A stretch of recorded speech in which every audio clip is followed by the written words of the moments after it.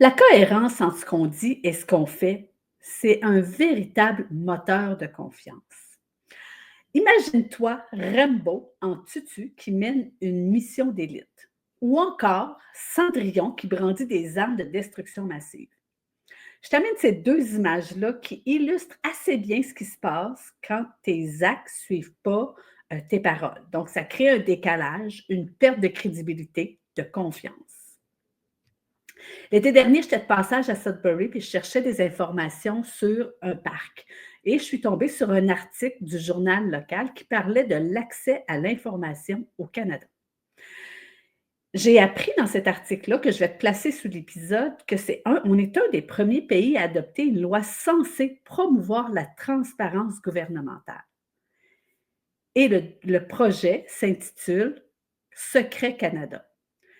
Et c'est à ce moment-là que je me suis dit, ah, c'est drôlement intéressant parce que quand les bottines ne suivent pas les babines, ça s'applique aussi à nos organisations, aux individus. Donc, pour bien illustrer ce propos, j'ai décidé d'inviter Samuel Deblois, qui est fondateur de l'agence Mystique. Donc, je te dis bonne route!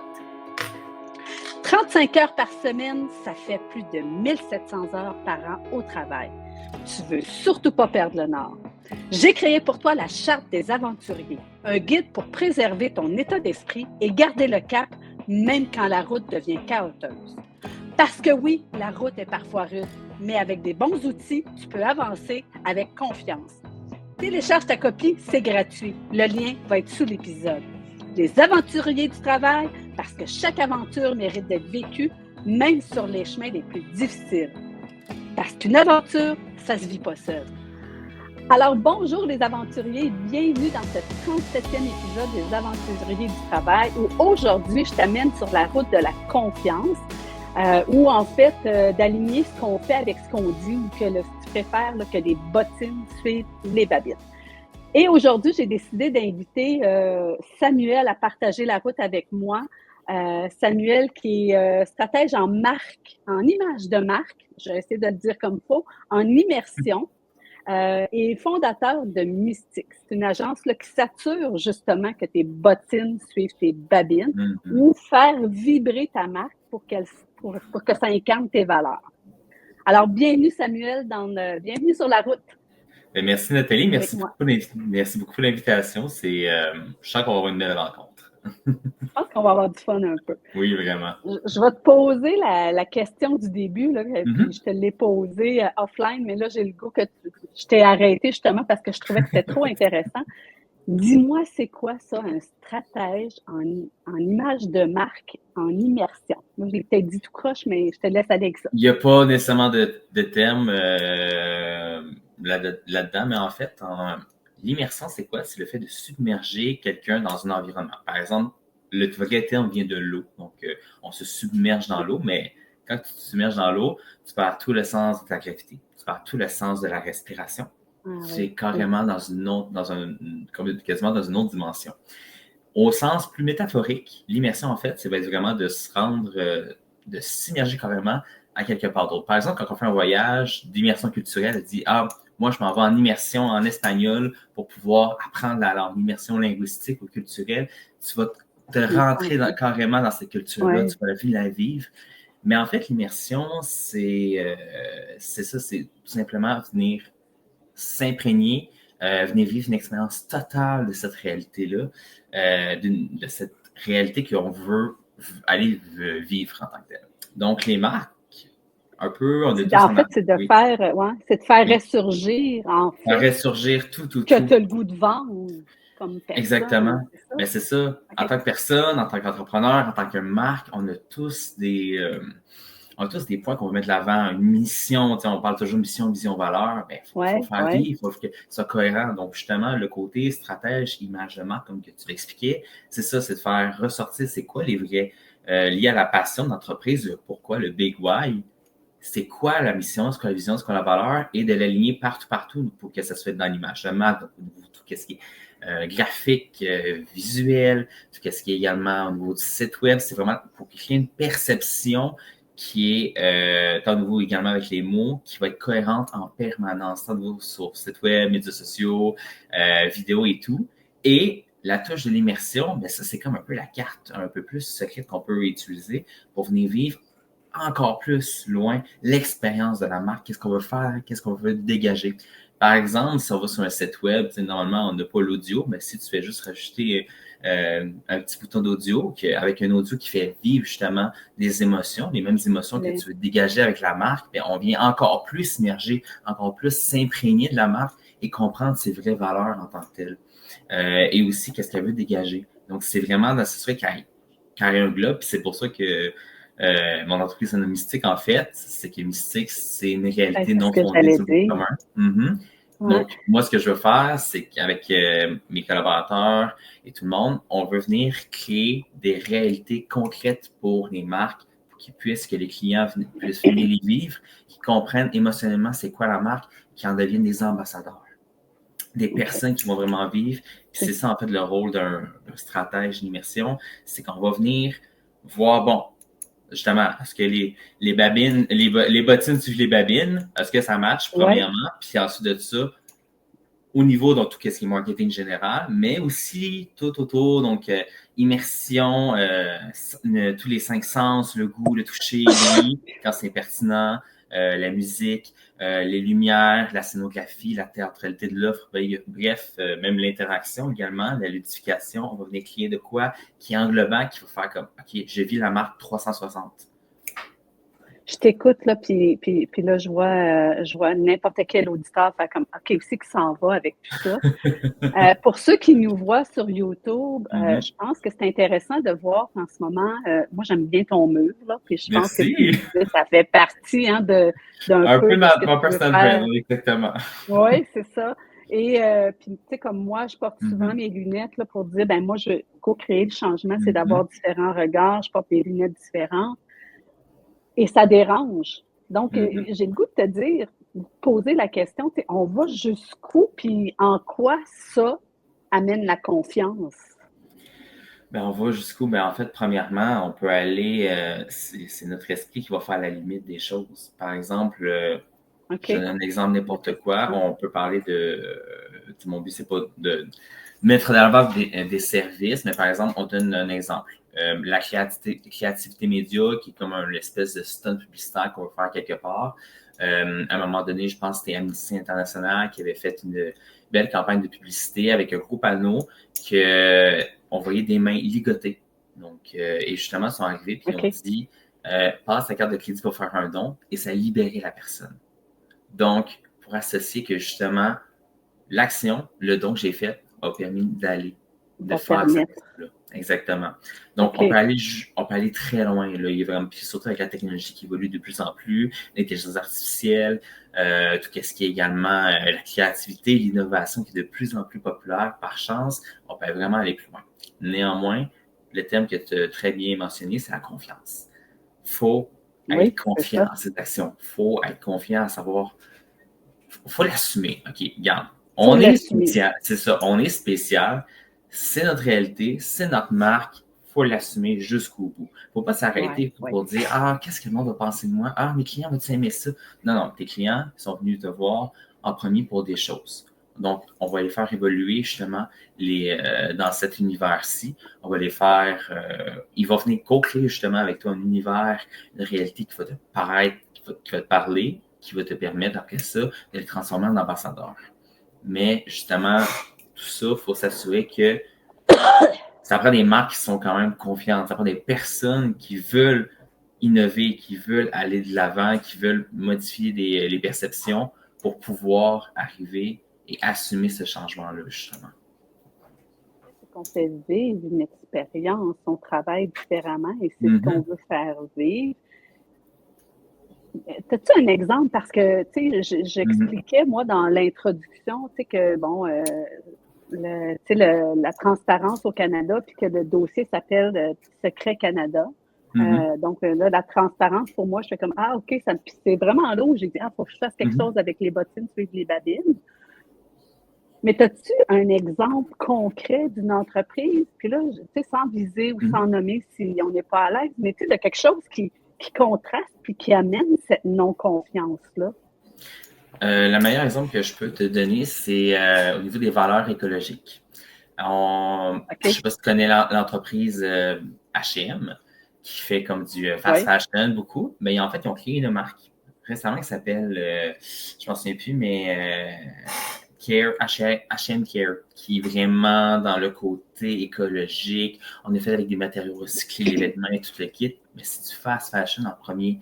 Les sites de débattoirs sont immenses. On le sait, la marque c'est une des plus grandes polluantes. C'est tout le cauchemar de tout, que ce mouvement éco-responsable, mais ils viennent faire du greenwashing, comme on appelle, pour arriver et dire ils viennent on chercher est la écologique. sensibilité.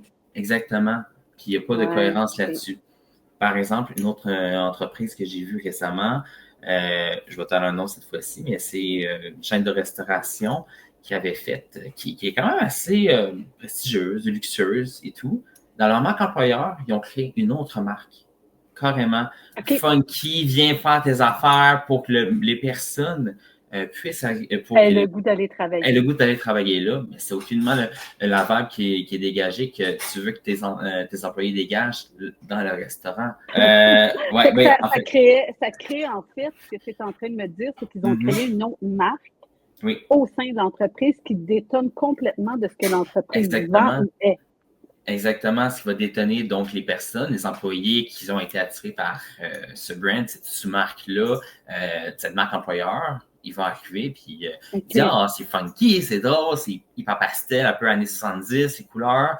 Ils voient ça dans un environnement noir, chic, classique. Ça détonne. Ça détonne. Puis les clients, justement, le remarquent parce qu'ils disent mon Dieu, je pensais pas que le saveur, il aurait ça allait être cette vibe-là quand il allait servir mon repas. C'était comme yo bro, qu'est-ce que tu fais? Dans un restaurant, la marque qui veut le dégager, c'est pas vraiment la meilleure des solutions. Donc, je pense pour ça que le mouvement stratégique a été bien réfléchi. Puis justement, c'est encore là une fois que c'est une perte de confiance, une perte de profondeur, justement. Et ça prouve qu'il y a une grande déconnexion entre la passion et les valeurs de l'entreprise versus qu'est-ce qu'ils sont prêts à faire pour pouvoir aller chercher des ventes ou pallier un certain problème. C'est ça, on fait ça finalement parce qu'on veut pallier à quelque chose. Quand on détonne, Nicolas. Là.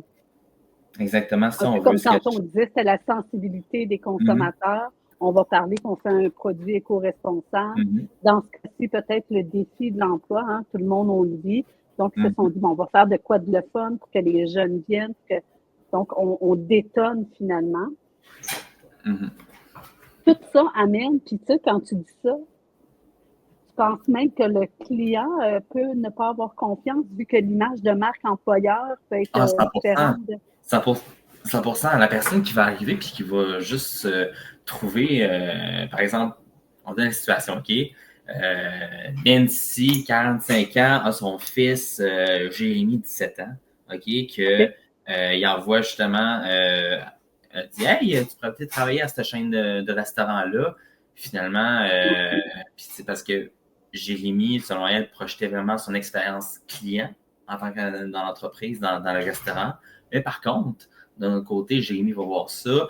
Il va voir ça, il dit « Maman, ça n'a pas rapport, c'est aucunement ça, ça me rejoint aucunement. » Et justement, là, Nancy va se sentir carrément, il va sentir une déconnexion totale, une déconnexion profonde, puis justement, la perception des choses va être différente. On crée une réalité, on crée une perception qu'on veut de nous autres, mais la perception de l'entreprise est vraiment pas pareille. Ce qui fait que, genre, il y a vraiment un déséquilibre qui existe. Exactement.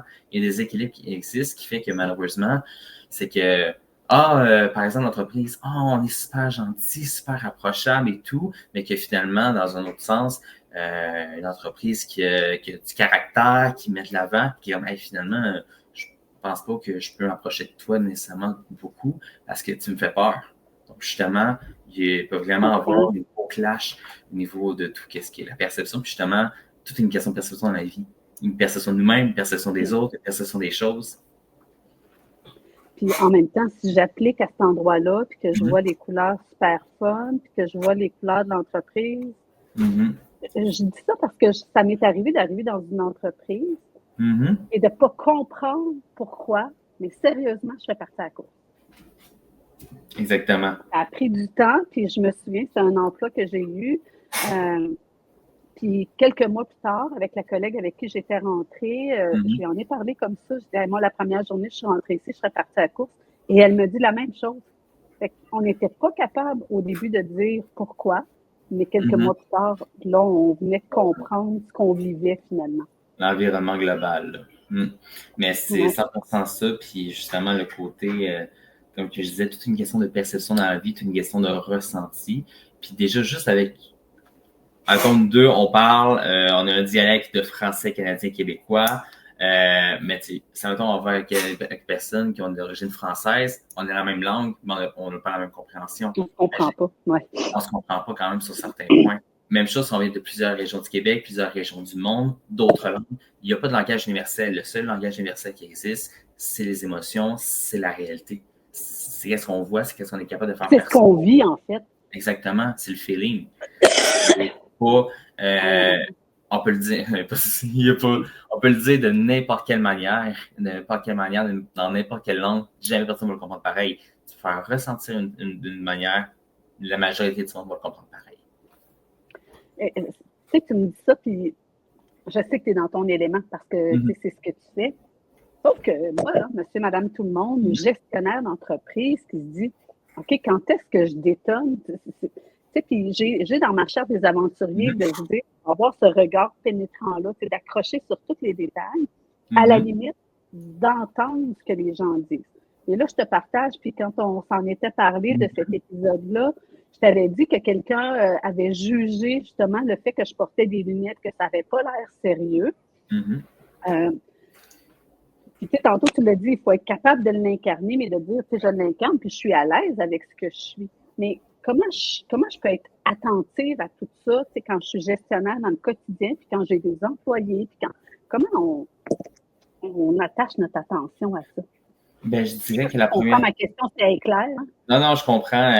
Comment qu'on perçoit comment qu'on perçoit en fait qu'on a pas la même. On est en train de détonner, là. On détonne carrément. Ben, je dirais la première des choses, c'est apprendre à s'arrêter à écouter les consommateurs, à écouter tous les parties prenantes de la marque. Je pense que ce sera c'est vraiment, en fait, c'est pas, je pense que c'est la première option que je fais. Puis justement, dans mes travails de marque, en premier, ce que je vais faire une atelier qui s'appelle une atelier aura. Donc, en fait, c'est l'aura de la marque, c'est un peu la prestance. Qu'est-ce qu'on dégage sans pour autant arriver, puis on va pas dans le côté ésotérique, là, bien au contraire, mais avoir de l'aura, c'est un peu la vibe qu'on dégage.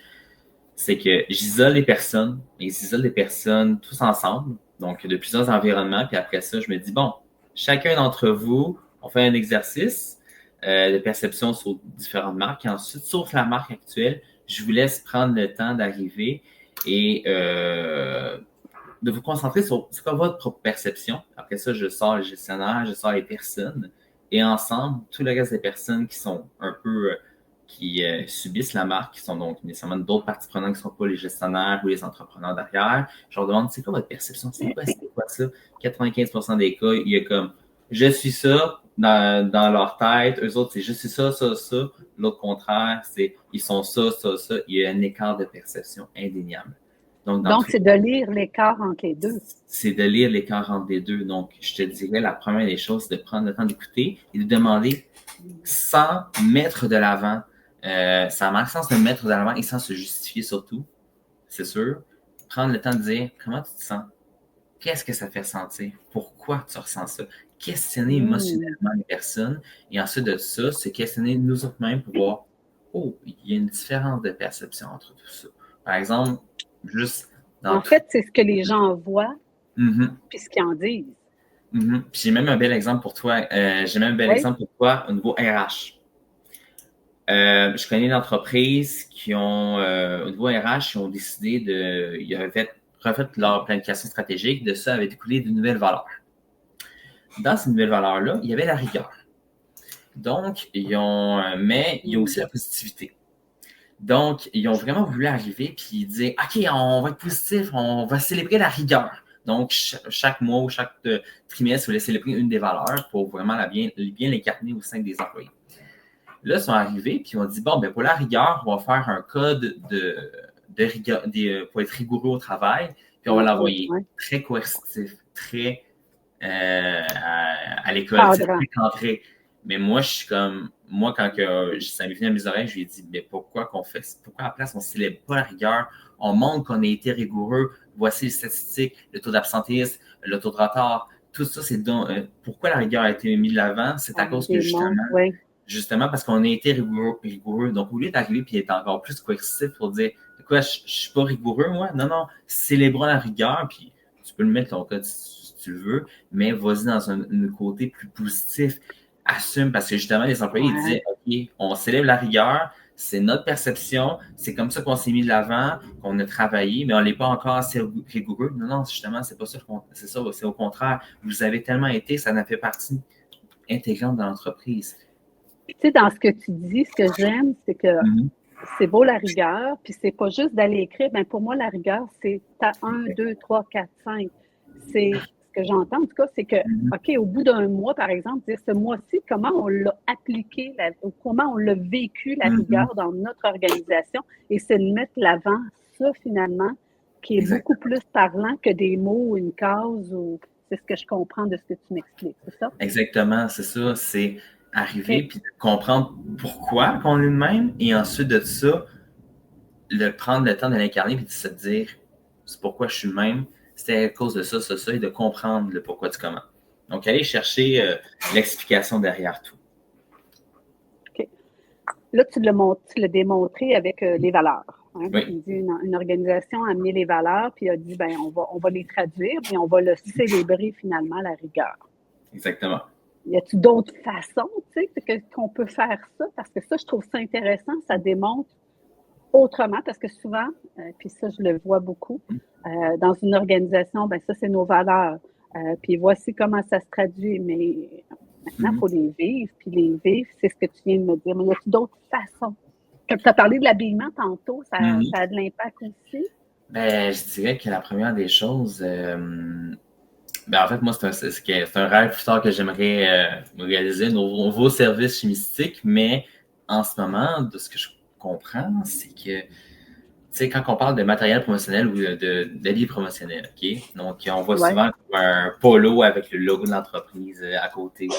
Mais les vêtements, c'est tellement une belle manière de se présenter, de s'incarner puis de dire, hey, voici qui je suis dans la société. Par exemple, tu es une personne qui est très co-fundy, qui est très cocooning, tout le kit, un beau cardigan, bien choisi, avec une grosse laine bien chaude, puis tu es bien là-dedans. Tu vas être bien là-dedans, tu vas dégager justement le côté cocooning, tu vas dégager une partie de ta personnalité que tu veux démontrer. Une personne qui va être un peu plus homme d'affaires, mais qui aime ça le succès, qui aime ça le côté plus richesse, ben, il veut montrer sa richesse, son succès dans une certaine manière. Donc, il veut mettre de l'avant des complets, des affaires plus structurées, un peu plus caractérielles également, pour montrer que du caractère et est capable d'évoluer. Donc, justement, les vêtements, devrait être la même chose pour les marques en tant que telles. Une marque devrait, si une marque est gentille, chaleureuse, est fun, on peut peut-être aller chercher un hoodie à la place ou un coton ouaté ou un crew neck pour de quelque chose qui est plus cocooning, ou justement, ça pourrait être quasiment un vêtement d'entreprise pour d'autres marques, pour comme, par exemple, un cabinet d'avocat, quelque chose du genre, que justement, c'est brodé à l'intérieur, juste arriver et de savoir que la forme du vêtement, la couleur, le choix des textures, a de l'impact. Il va également faire comprendre encore mieux le message qu'on veut proposer à la marque. Il y a plein de manières d'arriver puis d'incarner sa marque. Par exemple, moi, mon entreprise, c'est Mystique, puis je mets quasiment en noir tout le temps, mais je fais pas ça parce que ça va être beau, ça va ensemble. Non, c'est parce que c'est moi, je le sens, je me sens bien dans le noir, je me sens bien dans mes vêtements que je porte, avec mes bijoux. L'objectif, c'est comme, je veux dégager qui je veux être. Je veux pas arriver puis être vraiment, mon entreprise, c'est un mystique, il faut pas que j'arrive puis je suis une personne qui est comme toute piteuse dans son coin, qui va pas arriver, il va pas parler, justement. Ça va être une personne mystique, il y a quand même un standing à le prendre. Fait que j'ai assumé prendre ce standing-là. Comme toi, par exemple, co-créatrice de changement avec les lunettes, tu te mets de l'avant, je suis comme, hey, on est capable de changer de vision. Je pense que c'est une super manière d'arriver, puis d'incarner ta marque, incarner le positionnement, mais surtout, l'objectif de ton service et de comment tu veux le mettre de l'avant. Ouais. Puis, tu sais, je vais parler beaucoup de plaisir, de mon côté chaleureux, où tous les humains dans l'organisation ont leur place. J'ai fait un épisode de podcast parce qu'on me posait la question, t'es qui, toi, Nathalie? Et je me suis décrit, puis là, tu parlais de laine tantôt, par de la laine, du jeans, ça va chercher tout le monde, mais aussi pourquoi? Parce que ça se passe un peu partout, c'est passe-partout, les gens vont se reconnaître là-dedans, autant le directeur que l'employé sur le terrain. Fait que c'est un peu l'objectif de tout ça, de la façon de m'habiller. Donc, ça a de l'impact, en fait. Ça. 100%. Si je suis une personne, un travailleur, tu lui donnerais quoi comme conseil à cet aventurier du travail qui s'habille à la limite avec... tu sais, j'ai un de mes fils qui s'amusait à s'habiller avec ses Crocs, là, puis en culotte courte, des fois même au mois de janvier. C'est ça. Fait que, tu sais, qu'est-ce que tu dirais à quelqu'un qui... Comment on... Puis, est-ce qu'on doit s'accoler à l'entreprise où on s'en va ou comment on travaille ça comme personne? Mais moi, je te dirais, la première des choses, c'est pour moi le travail, faire quelque chose qu'on aime, qui nous parle. Je pense que c'est prioritaire. On fait ça la majorité de notre vie. Malheureusement, le système économique fait que ça doit être ça. Donc, faut faire de quoi qu'on aime. Faut faire de quoi qu'on puisse arriver, puis qu'on sent que ça nous accorde. Donc, premièrement, je dirais la première des choses à faire, c'est trouve-toi quelque chose, un travail qui va te permettre. Dans lequel t'es bien. T'es bien, puis sinon, crée-le. On est tous les deux entrepreneurs, on est capable de créer notre travail. Fait que crée-le, sinon on n'est pas capable. Puis en plus, tes entrepreneurs, ils cherchent des entrepreneurs, des personnes qui vont prendre la drive, qui vont pouvoir juste créer leur propre poste en interne, qui va dire, hey, cette personne-là a ce titre-là, mais ça c'est juste un titre. Son terrain de sable, son carré de sable, il est là. Puis ça fait bien du sens parce qu'elle est bonne là-dedans, puis elle va le faire, puis elle va faire d'autres choses. On va s'adapter, puis justement, c'est ça que justement, accueillir le changement pour qu'on arrête de dire, bon, ben, l'adjoint administratif fait ça, la responsable marketing fait ça, la fille au RH fait ça. Ouais. Laisser de l'espace, en fait, aux gens. Laisser de l'espace, c'est respirer. Peut-être, là, justement, la personne au RH est meilleure en marketing sur un certain point, avec sa formation, ses expériences, ses intérêts. Donc, bref, ça, c'est la première des choses. Créer son propre emploi ou créer son emploi en fonction de sa propre son image ou son image. Chercher des emplois qui vont coller à ce qu'on veut, finalement. Exactement. Ça sera la première des choses. Puis au niveau de l'habillement, bien après ça, c'est d'assumer comment on aime être habillé. Pas habillé pour plaire, pas habillé pour rentrer dans un cadre, habillé pour se dire hey, moi, je me sens bien comme ça. Puis on porte ce qu'on ose porter, puis on l'assume à 100%. Pas arriver puis se dire hey, moi, j'aime pas, par exemple, je sais pas, j'ai un manteau, mais tu sais, il me gêne de le porter. Je suis comme, pourquoi qu'il te gêne? C'est à cause que tu te sens pas bien ou c'est le regard des autres? Ah, c'est le regard des autres. Ben, t'as pas à t'en faire pour le regard des autres parce que eux autres, ils vont juste être jaloux parce que toi, tu oses le porter puis toi, non. Puis au pire des cas, ça veut dire qu'ils vont détonner de toi puis qu'ils vont juste pas s'approcher de toi. Tu sais, puis j'aime à dire, ben moi, je suis dans la créativité, j'aime ça être dans le jeu, la créativité. J'ai une robe faite de cravate.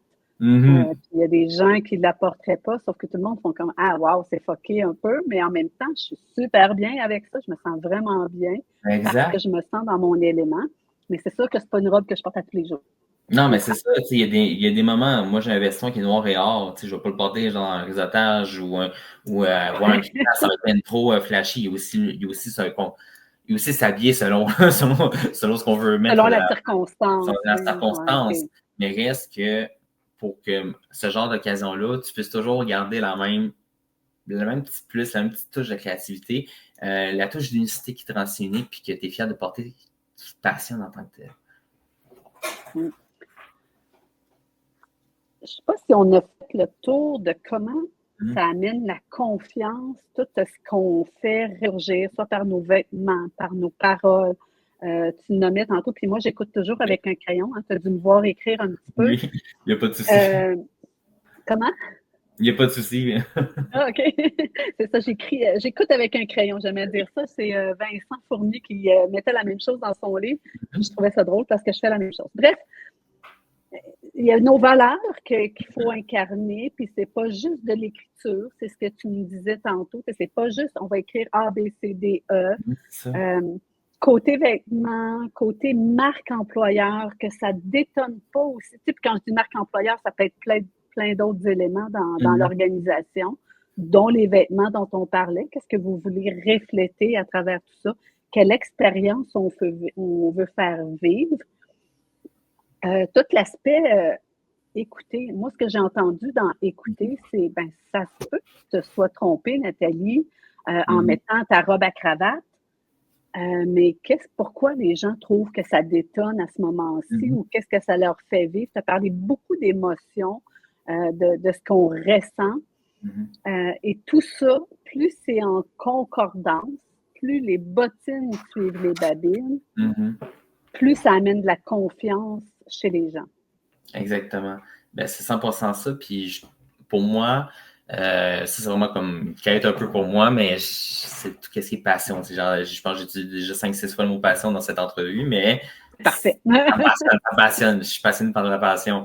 Puis je pour ça, à chaque fois que quelqu'un dit ah, j'ai une idée d'entreprise, je suis comme vas-y, go, c'est quoi qui te passionne, vas-y. Puis je vais être le premier à vouloir t'aider à accomplir cette idée-là parce que je me dis que faut faire de quoi, comme je disais tantôt, faut faire de quoi qui nous passionne, qui vient nous chercher, qui viennent se connecter à l'espèce de petite flamme à l'intérieur de nous qui nous parle, qui vient comme nous allumer puis qui nous éveille à chaque jour. Donc, tu sais, c'est un peu cliché, je suis comme fais ce que lève-toi pour quelque chose qui passionne à chaque jour. Oui, mais c'est vrai, c'est cliché, mais c'est vrai. Faut que tu te lèves, faut quelque chose comme hey, je fais ça parce que j'arrive, puis j'ai confiance que je vais pouvoir changer le monde dans une certaine manière ou juste m'améliorer ou juste vivre de quelque chose que j'aime. Si tu es connecté à ta passion, tu es connecté à tout ça, ça va faire indéniablement que tu vas être confiant, tu vas être de plus en plus confiant pour le mettre de l'avant à travers tous les aspects de ta vie, à travers tous les aspects dans ton travail, à travers également tout ce que tu peux projeter. Et justement, la confiance en cette passion-là va donner la confiance qui va rayonner un peu partout parce que tu vas faire les choix en conséquence pour faire rayonner cette passion-là. De ta passion. La vivre encore plus, puis la propager. Parce que tu parles, à un moment donné, tu es démotivé, tu vois quelqu'un, des espèces de TED Talk ou des conférences de motivateurs, tu vois qu'il est passionné, il en dégage, ben eux autres, leur passion intérieure, c'est contagieux, c'est la meilleure maladie au monde, je dirais, la passion. Donc, il faut vraiment arriver, puis la propager, la mettre de l'avant. Puis justement, c'est comme ça qu'on va avoir plus de confiance, un peu plus en nous autres, puis un peu plus aussi en qu'est-ce qu'on fait pour de vrai, et c'est quoi notre part dans la société. Ouais. Puis tu sais, quand tu dis ça, je trouve que ça me parle beaucoup, puis j'avais le goût d'y aller avec un mini-exemple, mais tu sais, mon titre de co-créatrice de changement, moi, j'arrive dans une organisation, et autant quand j'ai été employée, on me disait le quoi, ce qu'on veut, puis on me donnait carte blanche après ça, et moi, j'écoutais les gens, j'écoutais pour essayer de construire. Et quand un jour, on m'a offert un emploi en me disant, mais tu sais, tu vas pouvoir créer quelque chose de nouveau et tout ça, mais il faut que tu fasses ça.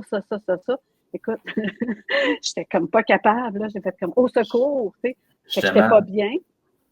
Donc, je sais que si j'étais rentrée là, ben, je me serais sentie dans une boîte bien encarcanée.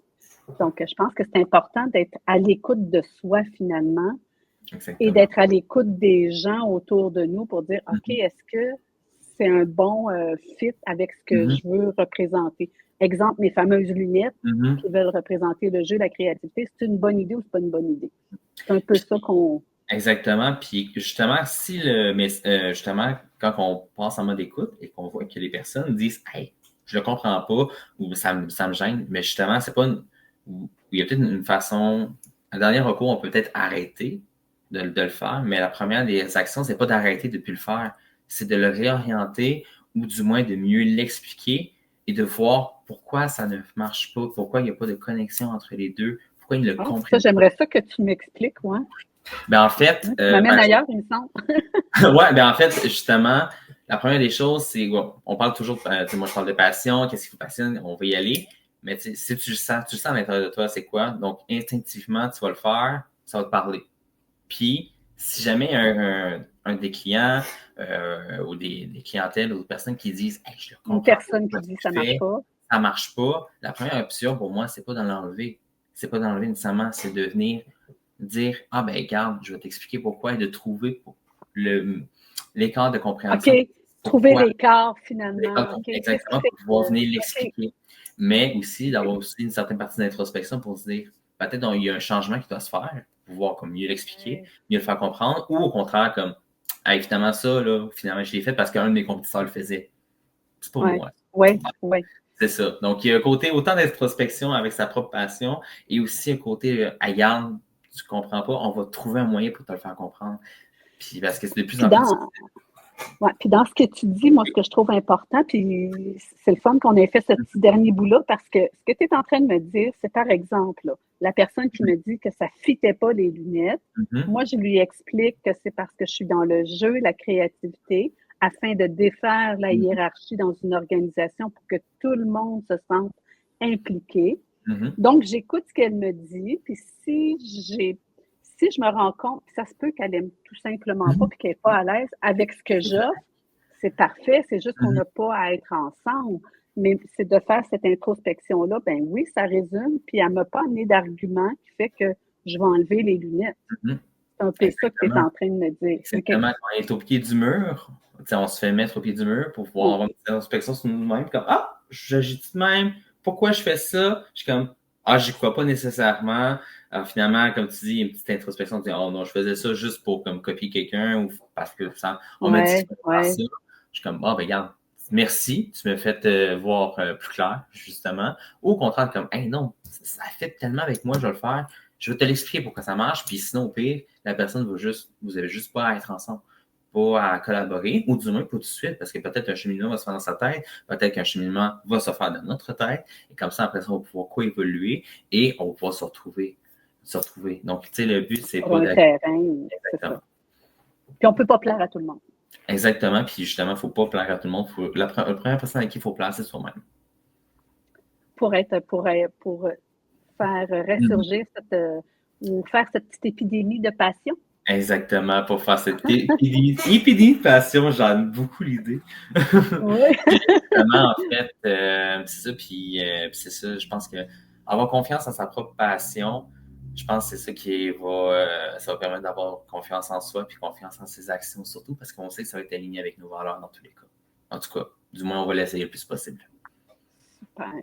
Écoute, je pense qu'on a démontré à travers tout ça comment les bottines peuvent suivre les babines, que ça se peut qu'on se trompe sur la route. Donc, de changer si je ressens que ce que la personne m'a amené effectivement est pertinent et si je me sens à l'aise avec. Puis moi, j'aime à dire que je porterai jamais, faut jamais dire jamais, mais un veston, un tailleur et tout ça, ça me ressemble pas. Non. C'est ça. Donc, comment on s'ajuste, mais aussi qu'on peut pas plaire à tout le monde et que cette passion-là que j'ai et ce que je veux faire vibrer chez les gens vont le ressentir et certains vont acheter, d'autres pas. Mais ce qui est important, c'est que ça suive toujours ce que je veux faire ressurgir. Ça résume-tu un peu le... Ben, c'est 100%. Tu viens de résumer le pourquoi de mon entreprise. Puis honnêtement, c'est parfait. Puis c'est ça. Tu sais, moi, dès qu'une personne peut... Tu sais, pour moi, le plus grand succès qu'on peut avoir, c'est pas... que tu me dis, c'est pas « Hey, j'ai fait tant de millions de dollars. » Je suis content pour toi, mais si tu dis « Hey, je vis de ma passion. Là, je pense que je vais avoir plus de bonheur. » Je vais même avoir plus de bonheur que la personne en elle-même, je me connais. Fait que ce qui fait qu'on va pouvoir. C'est là que justement, c'est comme OK, bravo, wow, t'as réussi, t'as ça. Tu as réussi à faire ce que tu voulais donner finalement à l'univers, là, finalement. Exactement, c'est ça. À l'univers du travail. Que tout le monde puisse trouver. C'est super. En passant, j'ai oublié de le dire au début, mais je vais mettre tes coordonnées sous l'épisode. Donc, le but, c'est que si les gens ont le goût de faire affaire avec toi, ils puissent le faire. Et que tu es une bonne personne pour les aider à ce que les bottines suivent les babines. Donc, de démontrer comment l'image de marque peut... On peut immerger les gens dans l'image de marque. 100%. Donc, je place les coordonnées sous l'épisode. Puis, j'ai le goût de te donner le petit goût de la fin. Qu'est-ce que tu as le goût de dire ou d'ajouter à tout ça? Ben, je te disais qu'on a pas mal fait le tour, mais la seule affaire que je pourrais rajouter, en fait, plutôt reclouer dessus. Encore marteler le clou. Vraiment, en fait, moi, je te dirais que la meilleure chose qu'on peut faire, c'est que si jamais on n'a pas de, la vie est trop courte pour qu'on puisse vivre au crochet des autres ou avec des idéaux des autres. Il faut vivre avec ses propres idéaux, puis c'est comme ça qu'on va pouvoir changer, puis à savoir qu'on va faire une place dans l'univers et dans la place et dans la société en tant que telle. Il y a toujours une place pour tout le monde, il faut juste prendre le temps de se trouver. Oui, puis l'univers du travail est en changement, donc créons notre place, amenons notre passion pour changer les choses finalement. Exactement. Merci Samuel d'avoir partagé la route avec moi. C'était un grand plaisir de te recevoir. Au revoir. Au revoir. Voilà, c'est tout pour aujourd'hui. Merci d'avoir pris la route avec moi. Et surtout, n'oublie pas, les aventuriers du travail, c'est un point de ralliement pour avancer ensemble. Alors, invite un ami, partage autour de toi, car chaque aventure est plus riche quand elle est partagée. Je te dis à très bientôt.